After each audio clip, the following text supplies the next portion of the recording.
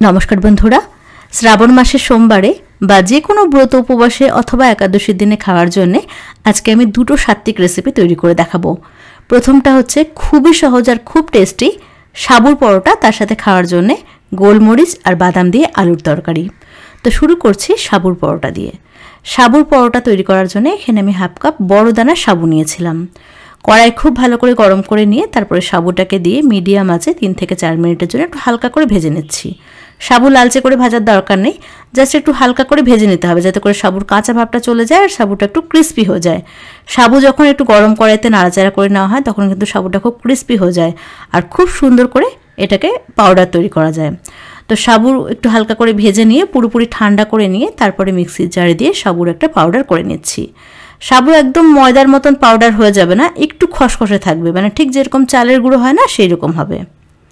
সাবুর powder এখানে আমি করে নিয়েছি।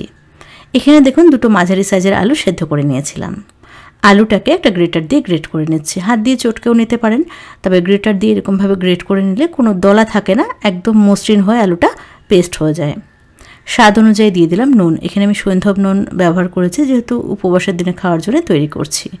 সামান্য পরিমাণে কালো গোলমরিচের গুঁড়ো, আর এখানে দুটো কাঁচা লঙ্কা আর হাফ ইঞ্চি আদা খুব মিহি করে আমি কুচি করে নিয়েছিলাম, সেটাও দিয়ে দিলাম। আর যাচ্ছে এখানে বেশ খানিকটা ধনেপাতা কুচি। তবে উপোসের দিনে আপনারা যদি ধনেপাতা বা আদা কাঁচা লঙ্কা এসব না খান তাহলে শুধুমাত্র নুন আর গোলমরিচ দিয়ে এটা করতে পারেন। জল না দিয়ে প্রথমে শুকনো অবস্থাতে সব কিছুকে একসাথে ভালো করে চটকে মাখিয়ে নিচ্ছি।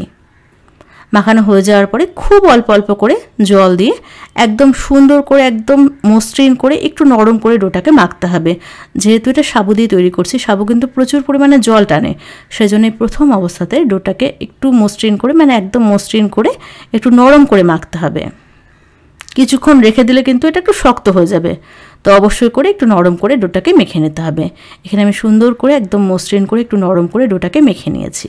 এবার ডোটা সেট হওয়ার জন্য ঢাকা দিয়ে রাখলাম 20 মিনিটের জন্যে। এদিকে দেখুন 3টে আলু সেদ্ধ করে রেখেছিলাম। এবার আলুটাকে পিস পিস করে কেটে নিচ্ছি। প্রেসার কুকারে খোসা সমেতই আলুটাকে আমি সেদ্ধ করেছিলাম, কারণ খোসা ছাড়িয়ে যদি আলু সেদ্ধ করা হয় না তাহলে কিন্তু আলু সেদ্ধ করার সময় আলুর মধ্যে জল ঢুকে যায়। আলুটাকে সেদ্ধ করে নিয়ে তারপরে খোসা ছাড়িয়ে পুরোপুরি ঠান্ডা করে নিয়ে এরকমভাবে পিস পিস করে কেটে নিতে হবে। একদম গরম অবস্থায় আলু যদি এরকমভাবে কাটা হয় তাহলে কিন্তু আলুটা ম্যাশ হয়ে যায়, মানে ভেঙে ভেঙে যায়, শেপটাকে মেনটেন করা যায় না। তো অবশ্যই খোসা সমেত আলুটাকে সেদ্ধ করবেন আর ঠান্ডা করে নিয়ে তারপরে এরকমভাবে পিস পিস করে কেটে নেবেন। আলু কাটা হয়ে গেছে, এবার একটুখানি চিনে বাদাম নিয়েছি, বাদামটাকে একটু রোস্ট করে নিচ্ছি। বাদামটা ফাটতে শুরু করেছে, বাদাম কিন্তু ভাজা হয়ে গেছে। বাদাম যখনই ফাটতে শুরু করবে তখনই বুঝবেন ভাজা হয়ে গেছে। এবার এটাকে নামিয়ে ঠান্ডা করে নিয়ে খোসা ছাড়িয়ে নেব। রান্নাটা আমি ঘি দিয়ে করছি, যেহেতু উপোসের দিনে খাওয়ার জন্য তৈরি করছি সেজন্য ঘি দিয়ে করছি। সামান্য পরিমাণে ঘি গরম করে নিয়ে একটুখানি গোটা জিরে আর 10-12টা মতন গোলমরিচ আমি একটুখানি ভেঙে রেখেছিলাম সেটা দিয়ে দিলাম, মানে হামানদিস্তাতে গুঁড়ো করে রেখেছিলাম সেটা দিয়ে দিলাম। জিরে আর গোলমরিচটাকে একটু হালকা করে ভেজে নিয়ে তারপরে কেটে রাখা আলুটাকে দিয়ে দিলাম। এর সাথে দিয়ে দিচ্ছি স্বাদ অনুযায়ী সৈন্ধব নুন। সব কিছুকে ভালো করে একসাথে মিশিয়ে নিচ্ছি। এই আলুর তরকারিটা কিন্তু খেতে খুব ভালো লাগে। তো সব কিছুকে ভালো করে একসাথে মিশিয়ে নিয়ে 2-1 মিনিটের জন্য আলুটাকে একটুখানি হালকা করে আমি ভেজে নিয়েছিলাম। তারপরে রোস্ট করে রাখা বাদামটাকে দিয়ে দিলাম। সব কিছুকে ভালো করে একসাথে মিশিয়ে নিয়ে দিয়ে দেবো সামান্য পরিমাণে একটুখানি জল। একদম শুকনো শুকনো এটা রাখতে পারেন, তবে যেহেতু আমি সাবুর পরোটা দিয়ে খাওয়ার জন্য রান্না করছি সেজন্য একটু হালকা ঝোল ঝোল রাখবো, সেজন্য আমি খুবই সামান্য পরিমাণে জল দিলাম। একটা চিরা কাঁচা লঙ্কা দিয়ে দিচ্ছি। এবার মিডিয়াম আছে 2-3 মিনিটের জন্য একটুখানি ফুটিয়ে নিতে হবে। যখন দেখবেন এরকম একটু ঘন হয়ে আসবে তখনই বুঝতে হবে রান্নাটা হয়ে গেছে। আলুর তরকারি কিন্তু আমার হয়ে গেছে, আর আলুর তরকারি রান্না করতে করতে এই ডোটাও সেট হয়ে গেছে। আরও একবার ভালো করে আমি ডোটাকে চটকে মাখিয়ে নিচ্ছি। ভালো করে চেপে চেপে সাবুর ডোটাকে আমি মেখে নিয়েছি। এবার সম্পূর্ণ ডোটাকে দুটো ভাগে ভাগ করে নিলাম। একটু বড় বড় করে লেচি তৈরি করে নিয়েছি। এবার এগুলোকে বেলে নেব। তো বেলার জন্য কিন্তু অবশ্যই করে একটুখানি ঘি ব্যবহার করতে হবে। বেলন চাকিতে একটু ঘি মাখিয়ে নিয়েছি, এবার বেলে নিচ্ছি।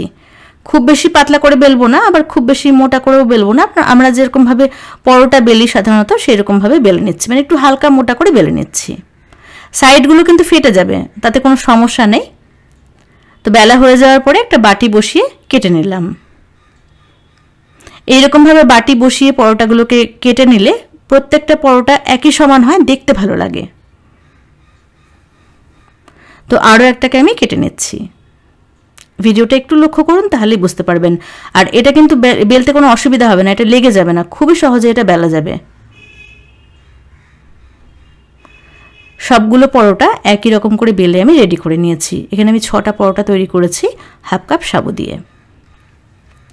এবার এগুলোকে ভাজবো।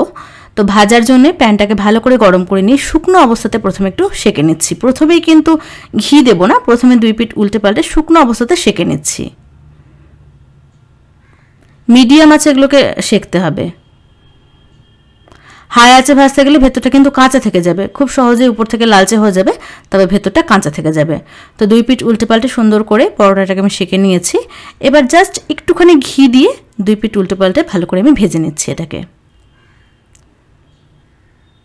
ঘিয়ের পরিমাণ কিন্তু একদমই অল্প দিতে হবে, খুব বেশি ঘি দেওয়ার প্রয়োজন নেই এটা ভাজার জন্যে। আর ঘি বেশি লাগবেও না, খুব অল্প ঘি দিয়ে এটা ভাজা হয়ে যাবে। 2 পিঠ উল্টে পাল্টে সুন্দর লালচে করে এগুলোকে আমি ভেজে নিচ্ছি। এক একটা পরোটা ভাজা হতে সময় লাগবে মোটামুটি 2 মিনিটের মতন। তো এখানে আমার একটা পরোটা ভাজা হয়ে গেছে, 2 পিঠ উল্টে পাল্টে সুন্দর করে ভেজে নিয়েছি। একই রকম করে সবগুলো ভেজে নিচ্ছি। উপোসের দিনে খাওয়ার জন্য রান্না করছি, সেজন্য ঘি দিয়ে করছি। আপনারা ঘি দিয়ে না করতে চাইলে সানফ্লাওয়ার তেল বা বাদাম তেল দিয়েও করতে পারেন। এখানে আমি সবগুলো পরোটা ভেজে নিয়েছি। দেখুন কত সুন্দর একদম নরম হয়েছে পরোটাগুলো, আর এটা কিন্তু খেতেও ভীষণ ভালো লেগেছিল। বাদাম আর গোলমরিচের আলুর তরকারির সাথে সাবুর পরোটা খেতে দারুণ লাগে। তো অবশ্যই এরকমভাবে যে কোনো ব্রত উপবাসের দিনে অথবা শ্রাবণ মাসের সোমবারে রেসিপিটা বানিয়ে দেখতে পারেন, আপনাদের খুবই ভালো লাগবে। তো কেমন লাগলো আজকের রেসিপি সেটা অবশ্যই আমাকে কমেন্টস করে জানাবেন। ভিডিও ভালো লাগলে একটা লাইক করবেন আর চ্যানেলটাকে সাবস্ক্রাইব করবেন।